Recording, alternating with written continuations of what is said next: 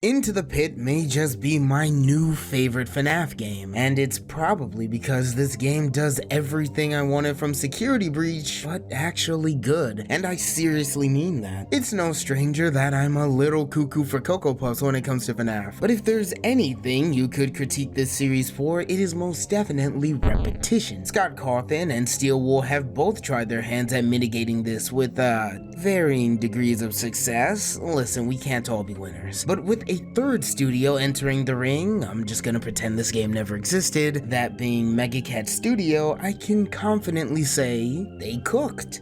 You play as Oswald, a pudgy kid who just wants something interesting to happen for once. Your dad, aptly named Dad, go figure, takes you to Jeff's Pizza, leaves you there, and then you wait for him to come pick you up. That's basically been your life all summer long. It's pretty fucking lame in all honesty. Like, let's be honest here, Oswald is 10 years old, and you can't just leave my boy at home to relax or something? Nah, bro has to sit in a crusty pizzeria as he waits for his dad to come back with the milk. Aside from school starting tomorrow, there's not really much to care for. After being dropped off at Jeff's Pizza and wandering around, you find an old ball pit with a funny looking sign on it. Huh, I wonder who that's for. And this is where the game begins. The premise for this game is awesome. I know it's based off a Fazbear Frights novel going by the same name, but actually being able to hop into the time-traveling ball pit yourself is super fucking cool. Which, on the topic of the time-traveling ball pit, I really like how it's implemented. I know I haven't discussed the core gameplay yet, and I apologize, but I want to stress that this game is a true adventure game, and the ball pit is smack dab in the middle of it. Most of your time in this game will be spent talking to NPCs, searching for items to progress, and running from Spring Bonnie, which I will address momentarily. The main way you'll be solving most of your issues will be by grabbing items in the past and bringing them to the present, and same and vice versa. Like bringing a rat from Freddy Fazbear's Pizza to Jeff's Pizza to scare a customer and distract Jeff so you can then grab a slice of pizza to bring back to Freddy Fazbear's Pizza and lure out Chica. This blew my mind when I first discovered it while streaming this game. Twitch.tv/UltiNateum. And it made every puzzle onward so satisfying to figure out. I don't really pay attention to the finer details when playing FNAF games. My older videos on this series prove my point as well, but it's mainly because many of them are head scratchers I know aren't necessary to complete the game and only exist to serve the greater narrative. Some good examples of these are the 1987 Golden Freddy trick in FNAF 1, Shadow Freddy and Shadow Bonnie in FNAF 2, everything related to Happiest Day in FNAF 3, the Blueprints and Sister location, the Security Puppet minigame, Fruity Maze minigame, and Midnight Motors minigames in Pizzeria Sim. I haven't even mentioned the tapes in Help Wanted, but of course there's many more. However, while I was playing Into the Pit, I actually found myself actively wanting to comb through this game and discover everything I can, because not only is it interesting as fuck, but it meshes very nicely with the progression of the game. A good example of this is the notebook given to us by Gabrielle. This notebook is genuinely fascinating to me. I'm a fucking sucker for notebooks in video games, and I loved reading about the inner workings of the animatronics. Finding out that Freddy apparently screams a lot, maybe has a lot on his mind? Speaking of his mind, apparently he loves trying to take his own head off. Reminded me a lot of the FNAF 1 Easter egg, and the fact that before I was even introduced to Freddy, Bonnie, or Chica, I already knew exactly what Chica did, Freddy's weakness to flickering lights, and the exact spot where Bonnie's guitar strings were. And lo and behold, when I got around to those parts of the game where I needed to remove this fat fuck from barricading a door for some reason, and when I needed to repair Bonnie's guitar, not to mention the knowledge that Bonnie hates it when you try to play his guitar, I knew exactly what to do and how to do it, and how things would probably play out. It felt rewarding because the game doesn't really hold your hand at all. Like, if you take too long, Oswald might give you a hint or something, but most of the time it falls solely on you to figure out what to do next, and figuring this all out was hella satisfying. I love this game's progression. Seriously, I do. It's a shame that you can only play a game for the first time once, but I've glazed the fuck out of this game enough and haven't even mentioned its controls. I should probably go do that.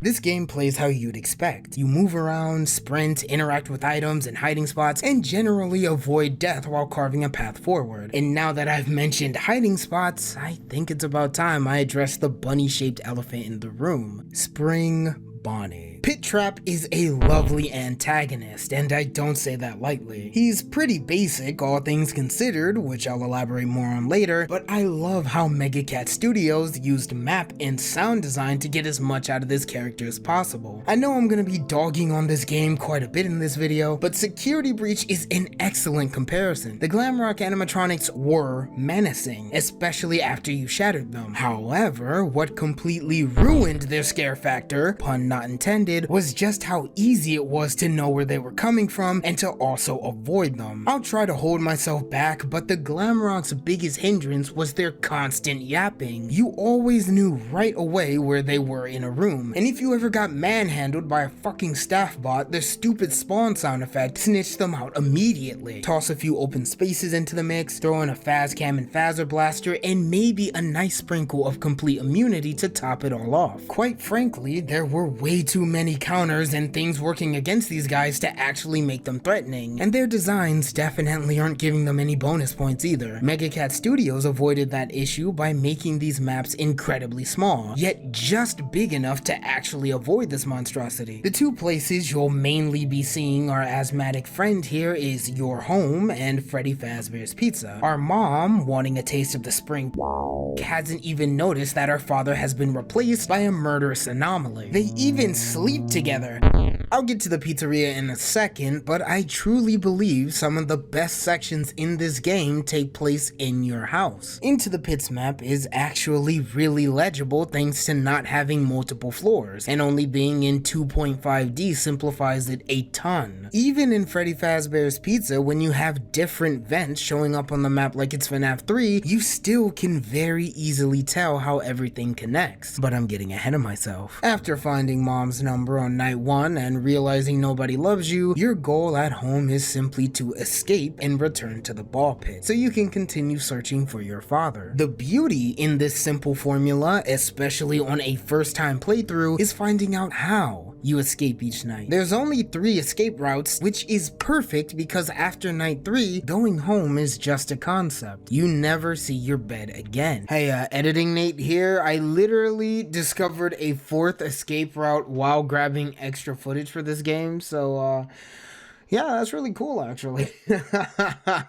After every escape, our lovely father, who may have an affinity for furries, will seal up the last escape route that we've taken. The fun in your first playthrough is finding these multiple routes, like seeing that the front door is blocked, so you get the bright idea to grab the ladder from the attic and shimmy it down to the basement. Voila, you just found a new pathway that will be blocked immediately after you take it. I can very well imagine that searching for these routes on a first-time playthrough can be a little annoying if you just can't figure it out for some reason, but luckily your boy didn't have that issue. I loved testing the multiple ways I could possibly escape. I know it sounds silly and maybe I'm overthinking it, but I seriously wasn't expecting escaping from the house to make me smile this much. Bravo, Megacat Studios. Pit Bonnie himself is pretty menacing, all things considered, especially when you factor in his sound design. As you go about avoiding mom's favorite boy toy, you'll hear him wheezing and panting as he goes from room to room. You can actually faintly tell when he's in the room next to you, because you'll hear his breathing and his footsteps as he moves around. This is much nicer than hearing him monologue about some fucking pizza he ate an hour ago, or which football team won the game last night or some shit like that. And the fact that he doesn't say a word throughout the entire game keeps us from personifying him, sympathizing with him, or really giving a fuck about any of his actual motives. All we know is that it's evil, it wants to kill us, and we need to find our dad. However, there is one glaring issue I have with Spring Bonnie's design, and no, it's not his actual appearance.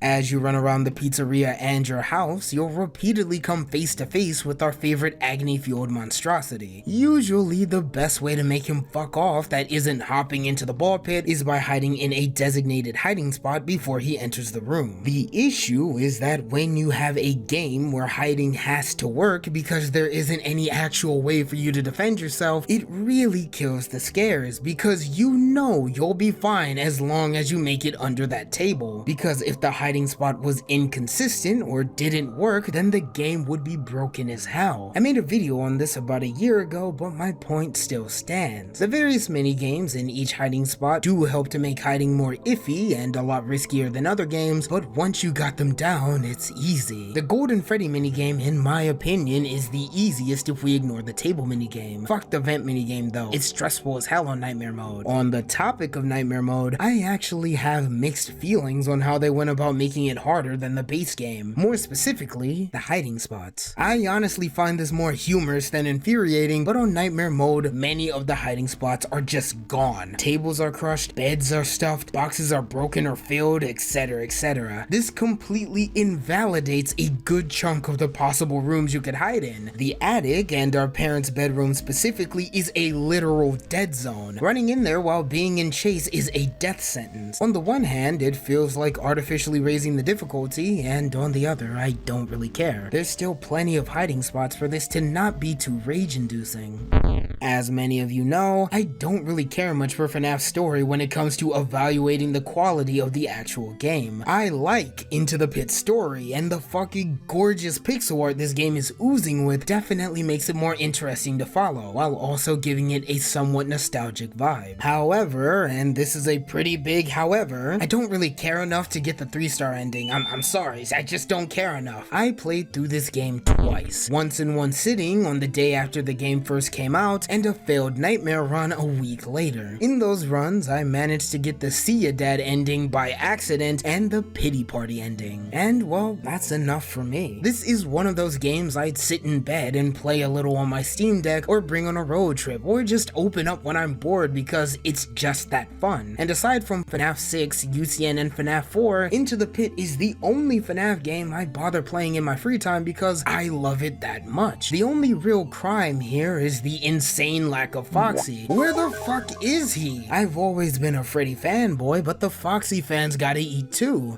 To bring this entire video all the way back around, I think the reason I love this game so much is because it's everything I wanted from Security Breach, but done right. It's a partially free roam FNAF game where you outlast various animatronics, solve puzzles, go to a variety of different locations, and the game's pacing never really grinds to a halt either. All of this is buried beneath an extremely charming exterior with very pleasant art and sound design. I know I've done nothing but suck this game off for the past 8 or so minutes, but I truly hope this isn't the last time Megacat Studios works on a FNAF game. Either way, if you want to say hi or just send any comments on what I said today, please share them down below. Consider subscribing or dropping a follow on Twitch or joining the Discord if you truly love my content. And as usual, I'm terrible at outros. Bye bye! What is he doing, bro? What is that pose? That's the post nut pose, I swear, bro. What? Why'd they pick that pose for him?